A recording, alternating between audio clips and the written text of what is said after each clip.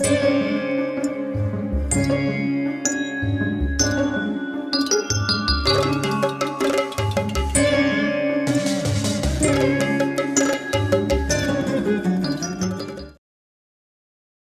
అర్జునుడిని ఇంద్రలోకంలోనూ రుద్రలోకంలోనూ ఒక్క శంకరుడొక్కడే గెలవగలడు. ఇది కూడా జ్ఞాపకం పెట్టుకోండి. మనమంతా యుద్ధానికి అన్ని బండ్లు కట్టుకొని రథాలు కట్టుకొని నానా అవస్థలు పడి వెళుతున్నాం, బాగుంది. కానీ ఆ ఒక్క శంకరుడొక్కడే గెలవగలడు. ఇంద్రుడు కూడా కాదు, శివుడు తప్ప మరొకడు నాకు కనిపించటం లేదు.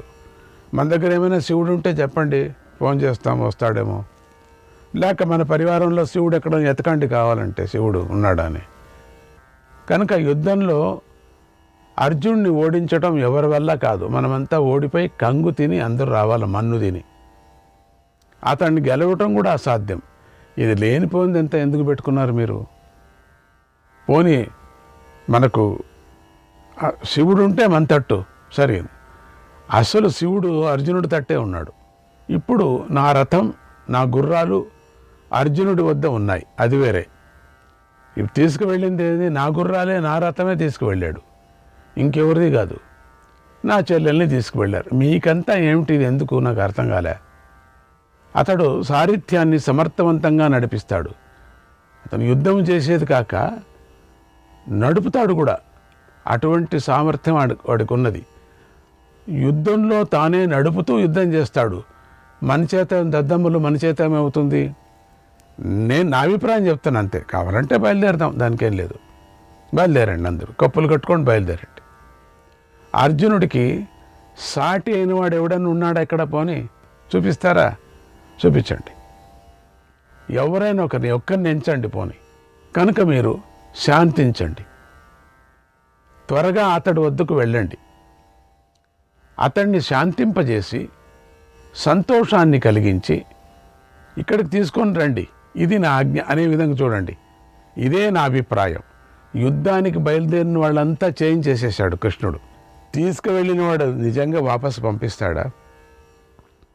తెగించాడు. మమ్మల్ని తెంపుతాడు. నేను మాత్రం రాను యుద్ధానికి, మీరు కావాలంటే వెళ్ళండి.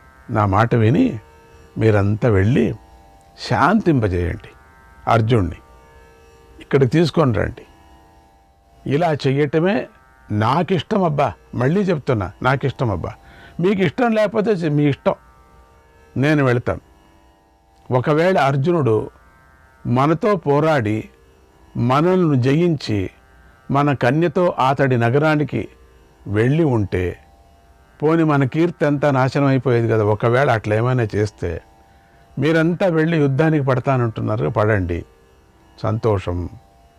ఎవరెవరికి ఏమేమి చేతులు కాళ్ళు ఉండలనో లేదో నాకు తెలియదు, పోండి. కానీ అట్లా ఏమైనా మనమంతా ఓడిపోయి కన్యని ఎత్తుకుపోయింటే, కన్యతో నగరానికి వెళ్ళిపోయింటే మన కీర్తి ఏమవుతుంది? మంట కలిపిపోతుంది కదా. అందుకే అతనిని శాంతింపజేయండి. అయితే ఓదార్చటం వల్ల ఓడిపోయామని అనుకోకండి, అది ఓటమి కాదు అన్నాడు. శాంతింపజేయండి. ఓటమి ఎట్లా అవుతుంది? సంధికి వెళదాం, మాట్లాడదాం. మాట్లాడిన మాత్రానికి ఓడిపోయినట్లు లెక్క అవుతుందా? యుద్ధానికి వెళ్ళే మనం కింద మన్ను తిని రావాల్సి వస్తుంది. శ్రీకృష్ణుడు అంతగా తర్కించి శోధించి అందరి మనసులు తెలిసి అన్ని పరిస్థితులు తెలిసి దేశకాలాలను దృష్టిలో పెట్టుకొని పలికినటువంటి ఆ మాటలు అందరికీ నచ్చాయి, చాలా బాగున్నాయి. కృష్ణుడు చెప్పింది మంచి ఒక ఉపాయం. మంచి ఆవేశం మీద ఉన్నటువంటి వారందరూ కూడా అన్ని కవచాలంతా తీసి గూటానికి వేశారు. అందరూ కూడా కిరీటాలంతా తీసి పెట్టులో పెట్టుకున్నారు. లెక్క పెట్టుకోమన్నారు. అందరూ చల్లారిపోయారు. కృష్ణుడు చెప్పినట్లుగా వాళ్ళంతా మనమంతా ఈ డాలు కత్తి అవన్నీ తీసుకుపోతే కష్టం, అవన్నీ వదలండరా. ఇంకేం చేస్తావు? దీనికి నిదానంగా పదును పెట్టుకుందాం. అన్నీ తీయండిరా. ఎవరెవరి దగ్గర ఎన్ని కత్తులు ఉన్నాయని తీసి పెట్టండి. ఒక్క కత్తి కూడా ఉండకూడదు. ఆ కిరీటం పెద్దగా ఉంచాడు, వాడు ఎవడో పెట్టుకున్నాడు, వాడిని తీయండి కత్తి, ఆ కిరీటం కూడా తీసి పెట్టరండి రా కింద. అందరూ తీశారు. మామూలు వస్త్రాలు కట్టుకోండిరా, తెల్ల వస్త్రాలు కట్టుకోండిరా, ఏదో ఒకటి నూలు వస్త్రాలు, మరి ఏదో ఒకటి కట్టుకోండి, అహింసా సిల్కో ఏదో ఒకటి కట్టుకోండి అని అందరినీ సింపుల్గా ఉండే బట్టలనంతా కట్టుకోమని చెప్పారు. కృష్ణుడు చెప్పినట్లుగా వాళ్ళంతా ఆచరించారు. ద్వారకకు రమ్మని అర్జునుడికి స్వాగతం పలికారు. అక్కడ వెళ్ళి ఎదుర్కొని నమస్కారం చేసి, అయ్యా మీరు ద్వారకాకి రావాలా, ఎట్లా చూడు, యుద్ధానికి బయలుదేరిన వారి కథ చూడండి ఎట్లా అయిపోయింది ఆ కృష్ణుడి యొక్క మాటలతో. ద్వారకాకి దయచేసి ద్వారకాకి రండి, మమ్మల్ని అనుగ్రహించండి. ఎంత మారిపోయిందో చూడండి, సీనే మారిపోయింది. అర్జునుడు సంతోషంగా, సరే అట్లే కావచ్చు, చూశాడు యుద్ధానికి వస్తున్నారా అని మొదట్లో ప్రారంభంలో చూశాడు. కానీ ఎవరి చేతుల్లో ఏమీ లేవు, డాలు లేవు, కత్తి లేదు, ఏమీ లేదు. మరి కాక చిన్న చిన్న రథాలు, వేరే చిన్న రథాలు, మామూలు సాధారణ రథాలు. కొంతమంది వెనక ఎద్దుల బండ్లలో కూడా వచ్చారంట, ఎద్దుల బండ్లు కూడా వెళ్ళారు. కొంతమంది ఒక్కొక్క గుర్రపు బండ్లు, చిన్న బండ్లు పూర్వకాలంలో ఉండేవి, ఆ గుర్రపు బండ్లలో వచ్చారట. ఆ గుర్రానికి కూడా తిండి సరిగా లేదు, అటువంటి గుర్రాలతో వచ్చారట. అది చూసి ఆశ్చర్యమైపోయింది. బండ్లు కూడా తీసుకొచ్చారు. అందరూ వెళదామని చెప్పి ద్వారకాకు వచ్చి సుభద్రను పెళ్లి చేసుకొని 1 సంవత్సరం పైగా అక్కడే నివసించాడు. ఎంత బాగుందండి. వీళ్ళంతా ఆనందపడ్డారు. శత్రువులంతా మిత్రులైపోయారు స్వామి యొక్క మాటతో. జగద్గురువు అయినటువంటి శ్రీకృష్ణుడి మాటతో మొత్తం ఫ్యామిలీ అంతా తిరిగిపోయింది. ఆనందంగా ఉన్నారు వాళ్ళు, చాలా సంతోషంగా. బావుగారు బావుగారు బావుగారు, అందరికీ బావుగారు, చాలామందికి బావుగారు, చాలామంది ఒక సార్వత్రిక బావుగారు అయిపోయారు ఈయన బావుగారు. ఎందుకంటే సుభద్ర అందరికీ చెల్లెలు, అక్కా చెల్లెలు అందరికీ కూడా. అందుకని అర్జునుడు సార్వత్రిక బావుగారు, ఎక్కడ చూసినా బావుగారే, బావో బావ, ఒకే ఆనందం. అక్కడ స్వేచ్ఛగా తిరిగాడు. బావుగారు వచ్చారు, బావుగారు, ప్రతి ఇంట్లోనూ బావుగారు. తర్వాత ద్వారక నుండి అక్కడి నుంచి పుష్కర తీర్థానికి వెళ్ళి మిగిలినటువంటి కాలాన్ని గడిపాడు. పుష్కర తీర్థం, తన 12 సంవత్సరాల వనవాస కాలం పూర్తి అయ్యింది. ఏమైందో నాకు అర్థం కాలే. అక్కడ నాగకన్యను చేసుకున్నాడు పెండ్లి, పాతాళానికి వెళ్ళి. అక్కడ చిత్రాంగదునికి కూతురుని చేసుకున్నాడు పెండ్లి. ఇక్కడ అందరికీ తెలిసినట్టుగానే సుభద్రాదేవిని పెళ్లి చేసుకున్నాడు. ఏం బ్రహ్మచారి ఆచరణ చేస్తున్నాడో నాకు అర్థం కాలే. కానీ ఏదో ఉంది దీనికి, తర్వాత చెప్తానులేండి. చెప్పకుండాను అర్జునుడు ఎవరు అని చెప్తాను తర్వాత. నిజంగా వీళ్ళంతా ఆడపిల్లలను ముట్టవలసిన పని లేదు, నిజంగా బ్రహ్మచారులే. బ్రహ్మచారులు అంటే ఇంకే వ్రతం ఉందో అది కూడా నేను చెప్తాను మీకు. అయితే ఆ వ్రతం చేసుకొని మిగతాదంతా బాగుండొచ్చా అండి అనద్దండి, తర్వాత చెప్తాను మీకు. అర్జునుడు తిరిగి ఖాండవ ప్రస్థానికి చేరాడు. చేరి ముందుగా గురువైనటువంటి ధౌమ్యుడికి నమస్కారం చేశాడు. గురువు దగ్గరికి వెళితేనే రక్షణ కదా. గురువు దగ్గరికి వెళితే ఆయన ఏదైనా చెప్తాడు, గురువు ముందు పెట్టుకొని పోవచ్చు కదా. అందుకని నేరుగా వెళితే ఏం జరుగుతుందో తెలియదు. కొంచెం మనసులో కొంచెం బాధగానే ఉంది, అంటే భయపడుతున్నాడు, కానీ బయటికి మాత్రం చెప్పుకోలేకపోతున్నాడు. ముందు ధౌమ్యుడికి నమస్కారం చేశాడు. తర్వాత అమ్మ యొక్క అండ ఉంటే చాలా బాగుంటుంది కదా, తల్లికి నమస్కారం చేశాడు. వీళ్ళ బలం కావాలా. తర్వాత మెల్లగా ధర్మజ దగ్గరికి వెళ్ళాడు. ధర్మజ చాలా ప్రేమవంతుడు. తర్వాత భీముడి దగ్గరికి వెళ్ళాడు. మొదటే భీముడి దగ్గరికి వెళ్ళితే గదతో కొట్టి పారేసేవాడు. అందుకని భీముడి దగ్గరికి వెళ్ళలే, ఎందుకులే తాపత్రయమని మొట్టమొదట ధౌమ్యుడి దగ్గరికి వెళ్ళాడు, గురువు దగ్గర.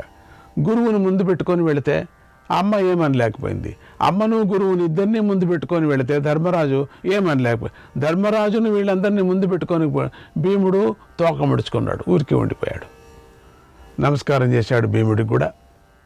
నకుల సహదేవులు వచ్చి నమస్కారం చేయగా అర్జునుడు వారికి కౌగిలించుకున్నాడు, అందరితో కలిసి సంతోషించాడు. తర్వాత ధర్మరాజు వద్దకు చేరి బ్రాహ్మణులంతా పూజించాడు. అనంతరం ద్రౌపది వద్దకు వెళ్ళగా ద్రౌపది అలిగింది. నేను అలగాల్సిందే కదా. ప్రణయ కోపంతో ఇలా అంది, మీరు ఇక్కడికి ఎందుకు వచ్చారు? మీరు బ్రహ్మచారులు కదా, ఎందుకు ఇక్కడికి దయచేశారు? మీరు ఎందుకు ఇక్కడికి రావాలను? ఇక్కడ ఏమి పని ఉంది మీకు అని అడిగింది. సుభద్ర వద్దకే వెళ్ళండి, నాకేం వద్దులేండి, నాకు అక్కర్లేదులేండి, అక్కడే ఉండండి, ఇక్కడికి ఎందుకు వచ్చారు? అక్కడ ఎంత బాగుంది, మంచిగా ఉంది, దీనికన్నా మంచిదట, దానికన్నా వస్తు వాహనాలు దండిగున్నాయి అని ఇష్టం వచ్చినట్టు చెప్తూ ఉన్నది సుభద్ర. సుభద్ర వద్దకే వెళ్ళండి అంటుంది ద్రౌపది. బాధపడుతూ ఉన్నది. అక్కడే ఉండండి, ఇక్కడికి రావద్దండి. రెండవ పెళ్లి చేసుకున్నప్పుడు మొదట పెళ్లి చేసుకున్న వారిని విడిచిపెట్టడం లోక సహజం కదా. రెండవ పెళ్లి ఎప్పుడు చేసుకున్న తర్వాత మొదటి పెళ్లి విడిచిపెట్టడం సహజం కదా. అందుకని మీరు నా ముఖం చూడాల్సిన పని లేదు, నా లోపలికి, నా ఇంటి లోపల రావాల్సిన పని లేదు. మిమ్మల్ని చూస్తేనే నాకు అసహ్యంగా ఉంది, నన్ను ముట్టుకోవద్దు. నీతిని పాటించండి, మీరు ధర్మాన్ని పాటించండి. మనుషులు ఎట్లా ఆడతారో దానికన్నా ఎక్కువ ఆడింది. మనుషులే మేలేమో ఆ రీతి ఆడింది. ఆడి మీరు వదిలేసేయండి నన్ను, ఆ నీతినే పాటించండి అని రోధించింది. బాగా కింద పడి ఏడ్చింది. అర్జునుడు ఏమైతే మెత్తగా అయిపోయాడు పాపం. ఏం చెప్తాడు పాపం. ఇంకోటి కూడా అడింది. మీ అన్నగారు వెళ్ళేటప్పుడు ఏం చెప్పారు? 12 సంవత్సరాలు లే తమ్ముడా, ఓయ్ తమ్ముడా, బ్రహ్మచర్య వ్రతాన్ని ఆచరించు అని చెప్పాడు. అన్నగారి మాట ఎవజాడు దాటవు కదా నువ్వు. ఇప్పుడు ఎట్లా నువ్వు దాటావు? నువ్వు ఎట్లా బ్రహ్మచారి అవుతావు? ఎట్లా చెప్పు. అది చాలదు కానీ ముగ్గురిని చేసుకొని వచ్చావు. నయం, దీన్ని మాత్రం తీసుకొచ్చావు ఒకదాన్ని, మిగతా వాళ్ళిద్దరిని తీసుకురాలేదు. అది ఏంటి నువ్వు ఆచరించింది? ఏదో మంచి పనికి వెళ్ళాయా 12 సంవత్సరాలు, ఎందుకని వెళ్ళావు? మేమిద్దరము మాట్లాడుకుంటున్నామని చూసామని చెప్పేసి నియమ ప్రకారంగా హఠం చేసి వెళ్ళావు. మీ అన్నగారు చెప్పారా వెళ్ళమని? నువ్వే కదా లేవనెత్తింది. నేను వెళతానన్నా, నేను తప్పు చేశానన్నా, 12 సంవత్సరాలు అప్పుడు ప్రామిస్ చేసుకున్నట్టుగా అది ఎప్పుడూ మర్చిపోయాం. నువ్వు వచ్చింది ఏమిటి? విల్లు బాణాలు తీసుకుపోవటానికి ఒక బ్రాహ్మణ్ణి రక్షించడానికి వచ్చావు లోపలికి. బాగుంది, దానికేం తప్పే ఉంది? దానికేం చేసావు? పోనీ మా తట్టు కన్నెత్తి కూడా నువ్వు చూసావా? అది నువ్వు చూడలే. చూసిందంటే ఒక అపరాధం అయిపోవు. నువ్వు మా రూములో ప్రవేశించావంతే. నువ్వు వచ్చింది ఏది? విల్లు బాణము ఇవన్నీ తీసుకుపోవటానికి వచ్చావు. వచ్చినప్పుడు నేను వచ్చాను కాబట్టి ఏంటో మర్యాద, ఏదో ఆచరిస్తున్నానని చెప్పేసి, పెద్ద ఆచరణ ఆచరిస్తున్నానని చెప్పేసి అన్నా, నేను వచ్చానన్నా, తప్పు చేశానన్నా, 12 ఏళ్ళు నన్ను పంపించన్నా, నువ్వే కదా లేవనెత్తింది. అంటే నీకు ఇదంతా ప్లాన్ ముందుగానే తెలుసు. ఆ పాములోళ్ళు బిడ్డను చేసుకోవాలని, దాన్ని తీసుకురావాలని, అదేవిడో చక్రవర్తి బిడ్డను ఎత్తుకురావాలని. ఇదిగాక మన బంధువులే, కృష్ణుడు చెల్లెలు సాక్షాత్తు, దాన్ని ఎత్తుకొచ్చేంత ప్రమేయం ఏముంది? మనమే పిల్లని అడిగి తెచ్చుకోవచ్చు కదా, నాకు ఇష్టం కదా, నా చెల్లెల్లాగా తీసుకొస్తూ ఉంటుంది కదా. నువ్వు చేసిన పని ఏం చేశావు? ఎత్తకరావటమా? బ్రహ్మచారి అట, బ్రహ్మచారి కట్టె పట్టుకొని అడుగుతూ ఉన్నదన్నమాట. మనం అనుకున్నాం అడగరు ఎవరు అని, ఈవిడ అడిగింది. అర్జునుడు ఆమెను ఓదార్చటానికి ఎంతో కష్టపడ్డాడు. కష్టపడినందుకు కొంచెం ఫలితం దక్కింది. చాలా బతిమాలాడు. కాళ్ళు పట్టుకునేది ఒకటి బాకీ, మిగతాదన్నీ చేశాడు. కొంతసేపటికి ద్రౌపదిది పాపం శాంత పురుషుడు కదా ఆవిడ, అమ్మ శాంత స్వభావం కలది కదా, పతి అంటే ఎంతో గౌరవం కదా, అదిగాక గెలుచుకున్నాడు కదా, అదిగాక ఆ విద్యాభ్యాసంలో, శస్త్రాస్త్రంలో చాలా అరితేరినటువంటి వాడు కదా, మహావీరుడు కదా. ద్రౌపదీదేవి కొంచెం శాంతించింది. ఏదో ఇంత కోపం వచ్చినప్పుడు నీ ముఖం చూస్తే నాకేమీ అనిపించటం లేదు, శాంతి వస్తుంది, చేసుకో, ఎంతమంది అయినా చేసుకో, నన్ను మాత్రం వదలద్దు. ఆ ద్రౌపదీదేవి శాంతించింది. సుభద్ర అత్తవారింట్లోకి అడుగు పెట్టడానికి అంగీకరించింది. అప్పుడు అర్జునుడు సుభద్రకు గోపికా వేషాన్ని ధరింపజేశాడు. సుభద్ర పట్టు వస్త్రాలు ధరించింది, ఇంట్లోకి అడుగుపెట్టింది. ఇంకేం చేస్తావు? ద్రౌపది చెప్పిందట, నేనే స్వాగతం చేస్తాను, నా ముఖం నేనేం చేస్తూ ఇంకా వచ్చిందాన్ని వద్దనటానికి వెళ్ళేది. అది కృష్ణుడి యొక్క చెల్లెలు కదా, మనకు సంబంధం కదా వాళ్ళు. ఆ 2 పిశాచులు మాత్రం రాలేదనుకుంది లోపల. రాని ఏం చేస్తావు అని శాంతిగా ఆరతి పెట్టి చీరలు పెట్టి సంతోషంగా చెల్లెలు అని కౌగలించుకుంటూ, ఇష్టం లేకపోయినా కౌగలించుకుంటూ ముద్దు పెట్టుకుంటూ లోపలికి పిలిచింది. మొదటి కుంతీదేవికి నమస్కరించింది. ఆమె సుభద్ర నుదుటి మీద ప్రేమగా ముద్దు పెట్టుకొని ఆశీర్వదించింది. తర్వాత సుభద్ర ద్రౌపది పాదాలకు నమస్కరించింది. మంచి పని చేసింది. ద్రౌపది పాదాలకు నమస్కరించి, నేను మీ దాసిని అంది. అంతే, ఈవిడ పొంగిపోయింది. అంతే, ఇంకా ఆహా ఎంత సంతోషమో. ఇది పైపోటీగా వచ్చింది అనుకుంది ఫస్ట్. నీ దాసిని, నువ్వు చెప్పినట్టుగా పడింటాను, నీ పాదాల దగ్గర పడింటాను, నీ దాసిని నేను ఎన్నో రోజులుగా నీ సేవ చేయటానికి అనుకున్నాను అంటూనే ఇక ఈవిడ కథ ఏమైపోతుంది. ద్రౌపది ప్రేమగా సుభద్రను కౌగిలించుకుంది. ఆహా చెల్లి, ఎంత అద్భుతం, ఇటువంటిదే ఉండాలా నాకు, ఇటువంటి స్నేహితురాలు, ఇటువంటి చెల్లెలు, ఇటువంటి దాసి నాకు కావాలని ఎన్నో రోజులుగా నేను కోరుకుంటున్నా. చేంజ్ అయిపోయింది సడన్గా. చూడండి, శాంతితో మాట్లాడితే ఏమైనా చేయొచ్చు, అదే విరుద్ధంగా మాట్లాడితే మరణం వరకు పోట్లాడచ్చు. కౌగిలించుకొని నీ భర్త శత్రువులు లేనివాడు అవుతాడని ఆశీర్వదించింది. చూడండి, భర్త అంటే తన భర్తనే కదా, ఆశీర్వాదం. ఆవిడ వాక్కు అటువంటిది, ద్రౌపది వాక్కు.